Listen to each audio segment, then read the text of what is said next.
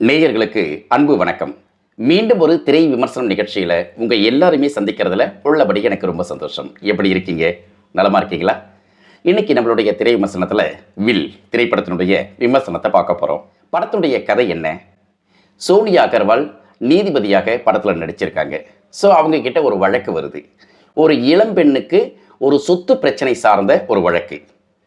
சொத்துக்காக பாதிக்கப்பட்ட விக்டிமாக வந்திருக்கக்கூடிய இளம்பெண் ஆள் மாறாட்டம் செய்கிறாங்க அப்படிங்கிறத அவங்க புரிஞ்சுக்கிறாங்க. ஸோ இந்த வழக்கை விசாரிக்கிறதுக்காக சப் இன்ஸ்பெக்டராக இருக்கக்கூடிய விக்ராந்த் கிட்ட சொல்கிறாங்க, இந்த வழக்கை விசாரித்து இதனுடைய பின்னணி என்ன அப்படிங்கிறத சமர்ப்பிக்கணும் அப்படின்னு சொல்லிட்டு ஆஸ் எ நீதிபதி அவங்க சொல்லி முடிக்கிறாங்க. ஸோ கதையை ஸ்டார்ட் பண்ணியாச்சு. ஸோ கதையை ஸ்டார்ட் பண்ணதுக்கப்புறம் விக்ராந்த் சப் இன்ஸ்பெக்டராக போயிட்டு விசாரிக்கிறார். விசாரிக்கும் பொழுது அலக்கியா அப்படிங்கிற ஒரு இளம்பெண், அவங்க அப்பா ஒரு 7 லட்ச ரூபாய் பிரச்சனையில் மாட்டிக்கிறார். ஸோ 7 லட்ச ரூபாய் இருந்தால் அந்த பிரச்சனையிலிருந்து அப்பா மீண்டுடுவார் அப்படிங்கிற ஒரு சூழ்நிலை. குடும்பத்தில் வேறு யாராலையும் அதை தீர்க்க முடியல, அந்த பணத்தை ஈடுகட்ட முடியல. ஸோ இளம்பெண்ணான அலக்கியா என்ன பண்ணுறாங்க, தன்னுடைய தோழியுடைய உதவியை நாடுறாங்க. அதன் மூலமாக ஒரு பெரிய தொழிலதிபரை சந்திக்கிறாங்க. ஸோ அதற்கு பின்னாடி என்ன நடக்குது அப்படிங்கிறதா விஷயமே. அலக்கியா அப்படிங்கிற அந்த இளம்பெண்ணை பற்றிய ஒரு தகவலை சேகரிக்கிறார் விக்ராந்த் சப் இன்ஸ்பெக்டர். ஸோ என்ன நடக்குது அப்படின்னா, இந்த தொழிலதிபர் இருந்தார் இல்லையா, அந்த தொழிலதிபருக்கு 2 மகன்கள், அவங்களுக்கான சொத்து எழுதி கொடுக்குறார். அந்த சொத்து எழுதி கொடுக்குற சமயத்தில் ஒரு பெரிய சொகுசு பங்களாவை ஒரு இளம்பெண்ணுக்கு அவர் எழுதி கொடுத்துட்றார். ஸோ இளம்பெண்ணுக்கு எழுதி கொடுத்ததுனால அந்த வழக்குக்காக தான் அந்த இளம்பெண் யார் அப்படிங்கிறத கண்டுபிடிக்கிறதும், அந்த இளம்பெண்ணாக கொண்டு வந்து நிப்பாட்டுறவங்க போலி அப்படிங்கிறதையும் கண்டுபிடிக்கிறதுக்கான ஒரு முயற்சி தான். ஆனால் அலக்கியா எப்படி இந்த வழக்கில் போய் சேர்றாங்க? அலக்கியாவிற்கு இந்த சொத்து வந்துதா? அலக்கியாவுக்கும் அந்த பெரியவருக்கும் என்ன கனெக்ஷன்? இதெல்லாம் படத்தினுடைய பின்னணியில் போக ஆரம்பிக்குது. சோனியா அகர்வால் நீதிபதியாக இந்த வழக்கை சப் இன்ஸ்பெக்டர் கிட்ட தள்ள, சப் இன்ஸ்பெக்டர் கண்டுபிடிக்க, அதற்கு பின்னணியில் இருக்கக்கூடிய அலக்கியாவுடைய குடும்பத்துக்குள்ள இருக்கக்கூடிய பிரச்சனை, இதெல்லாம் ஒட்டுமொத்தமாக கலந்து கட்டி ஒரு விஷயத்தை சொல்ல முடிக்கிறாங்க. அந்த கிளைமேக்ஸும் சரி, படத்தினுடைய காட்சிகளும் சரி, மனசை நெருடாமல் இல்லை, எங்கேயோ ஒரு இடத்துல நெருடிக்கிட்டு ஏதோ ஒரு கையில் நம்மளை கொஞ்சம் அதிரவும் வைக்கவும் செய்யுது அப்படிங்கிறதுல மாற்று கருத்து கிடையாது. ஒட்டுமொத்தமாக இந்த படத்தினுடைய கதை என்ன அப்படின்னா, தொழிலதிபராக இருக்கக்கூடிய பதம் வேணுகுமார், அவருக்கு 2 பசங்க. அவருக்கு ஏதோ ஒரு அடிப்படையில் தன்னுடைய பிள்ளைகளுக்கு சொத்து எழுதும்பொழுது ஒரு பெரிய பங்களாவை, ஒரு அடுக்குமாடி குடியிருப்பை ஒரு இளம்பெண்ணுக்கு எழுதி கொடுத்துறார். பொதுவாக எல்லாருக்குமே இருக்கக்கூடிய அந்த பலவீனத்தின் அடிப்படையில் இருக்கலாம் அப்படின்னப்போ அந்த இளம்பெண் யார் அப்படிங்கிறது யாருக்கும் தெரியாது. ஆனால் அந்த பெண் இந்த பெண் தான் அப்படின்னு சொல்லிட்டு 2 பேர் கோர்ட்டில் ப்ரொடியூஸ் பண்ணுறாங்க. இதை நீதிபதியாக இருக்கக்கூடிய சோனியா அகர்வால் கண்டுபிடிக்கிறதுனால சப் இன்ஸ்பெக்டர் கிட்ட அந்த வழக்கை விசாரிக்க வைக்கிறாங்க.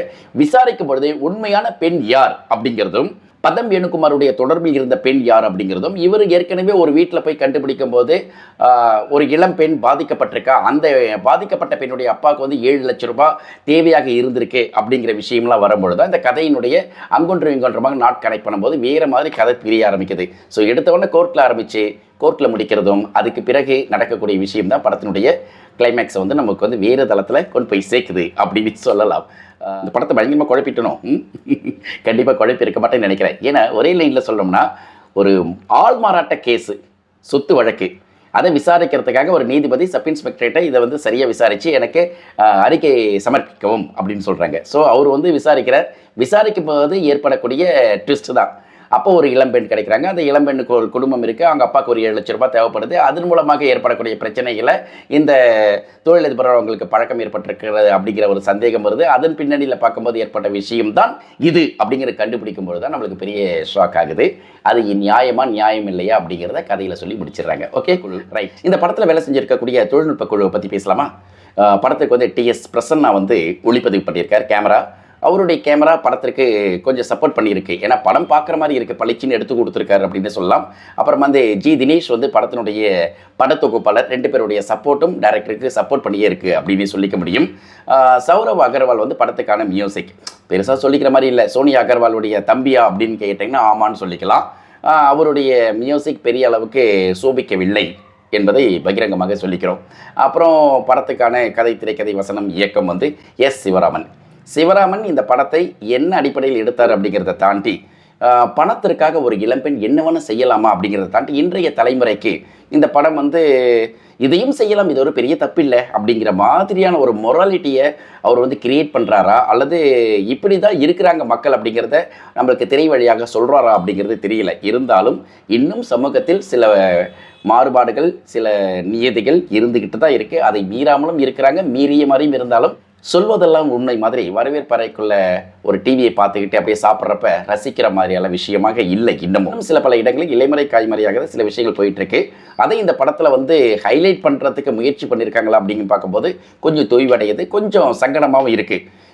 இது நியாயப்படுத்துகிற மாதிரி. ஏன்னா இந்த படத்தில் வந்து சில கேள்விகள் நமக்கு இருக்குது. கதாநாயகியாக நடிச்சிருக்கக்கூடிய அலக்கியாவுடைய நடிப்பு வந்து படத்திற்கு கொஞ்சம் சிறப்பு சேர்க்குதுன்னு சொல்லலாம். சோனியா அகர்வால் ஒரு ஜட்ஜாக இருக்கிறாங்க. அதே போல் விக்ராந்த் வந்து சப் இன்ஸ்பெக்டராக வர்றார். அவர் வந்து விசாரிக்கிற அடிப்படையில் போகிறாரு. ஆனால் அலக்கியாவுடைய நடிப்பு படத்திற்கு துணை செய்யுதுன்னு சொல்லலாம். ஏன்னா அப்பா 7 லட்சம் ரூபாய் பிரச்சனையில் மாட்டிக்கிட்டாரு, அதில் வந்து மீட்டு எடுக்கணும் அப்படிங்கிறதும், தன்னுடைய காதலை தியாகம் பண்ணிவிட்டு காதலன் தப்பானவன் தெரிஞ்சும் போது காட்டக்கூடிய முகபாவம், அதே போல் தோழியோட பேசிகிட்டு இருக்கும்போது இந்த விஷயத்துக்காக நீ இதை அட்ஜஸ்ட் பண்ணிக்கலாம் அப்படின்னு சொல்லும்போது, இல்லை நீ அட்ஜஸ்ட் பண்ணாத நான் அட்ஜஸ்ட் பண்ணிக்கிறேன் அப்படின்னு சொல்லிட்டு அவங்க சொல்கிற அந்த இடமாகட்டும், எல்லாத்துலேயுமே அந்த கடைசி கிளைமேக்ஸ் சமயத்தில் அலக்கியா லேசாக கண்கலங்க வைக்கிறாங்க அப்படிங்கிறதுல மாற்று கருத்து இல்லை நமக்கு. அதே மாதிரி பவன் வேணுகுமார் நல்லாவே நடிச்சிருக்கார். அதில் வந்து கதைப்படி பார்க்கும்போது அவருக்கு மியூசிக் பிடிக்கும் அப்படிங்கிறதும், அதே போல் கதாநாயகியருடன் நெருங்கி பழகும்போது ஏற்படக்கூடிய அந்த விஷயங்களில் எனக்கு இது பிடிக்கும் அப்படின்னா அவங்களுக்கு அது பிடிக்கும்ன்றப்ப 2 பேருக்குள்ள ஒரு காதல் வருது. ஒரு காதல் என்பது சின்ன வயசில் தான் வரணும்னு அவசியம் இல்லை, எந்த ஏஜ்லேயும் வரலாம் அப்படிங்கிறத வந்து சொல்கிறாங்களா அல்லது இதை நியாயப்படுத்துகிறாங்களா அப்படிங்கிறதும் நம்மளுக்கு தெரியல. அப்போ ஒருவேளை எல்லாருமே வந்து இதை வந்து நியாயப்படுத்திட்டு போகலாம் அப்படிங்கிற மாதிரியான ஒரு தீசிஸ் சப்மிட் பண்ணியிருக்காங்களா அப்படிங்கிறது நம்மளுக்கு கேள்விக்கே விட்டுடுறேன். ஸோ நீங்கள் பார்த்துட்டு விமர்சனம் சொல்லுங்க பார்க்கலாம். சரியா? அதே மாதிரி இந்த படத்தில் வந்து வேற ஒன்றும் பெருசாக சொல்லிக்கிற மாதிரி இல்லை, அவ்வளோதான். ஸோ வாய்ப்பு இருந்தால், நேரம் இருந்தால், தியேட்டரில் சந்தர்ப்பம் இருந்தால் போய் பாருங்கள். வில் அப்படின்னா உயில் அப்படிங்கிறது உங்களுக்கு தெரியும். ஸோ உயில் அப்படிங்கிற அந்த விஷயத்தை இந்த படத்தில் வந்து வேறு தளத்தில் அலசி இருக்கிறாங்க அப்படின்னு சொல்லலாம். எஸ் சிவராமன் இந்த படத்தினுடைய கேப்டனாக கதை, திரைக்கதை, வசனம் எழுதி இயக்கியிருக்கிறார். அவர் முயற்சி நல்ல முயற்சி. ஆனால் எடுத்த விதமும் சில விஷயங்களை அப்படியே அவருடைய பாணியில் சொல்ல முயற்சி பண்ணதும் தான் கொஞ்சம் படத்துக்கான ஒரு தொய்வை கொடுக்குதோ அப்படிங்கிற மாதிரி எங்களுடைய விமர்சன குழு கணிக்கிறது. சரியா? ரைட்.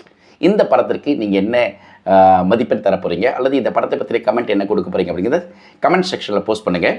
சரியா? மீண்டும் இன்னொரு திரை விமர்சனம் நிகழ்ச்சியில் இன்னொரு ஆகச்சிறந்த திரைப்படத்தினுடைய விமர்சனத்துடன் உங்களை சந்திக்கிறேன். அதுவரை அன்பு வணக்கங்களையும் வாழ்த்துக்களையும் சொல்லி விடைபெற்றுக் கொள்கிறேன். என்றும் உங்கள் நேசத்திற்குரிய Naga. See you. Bye bye.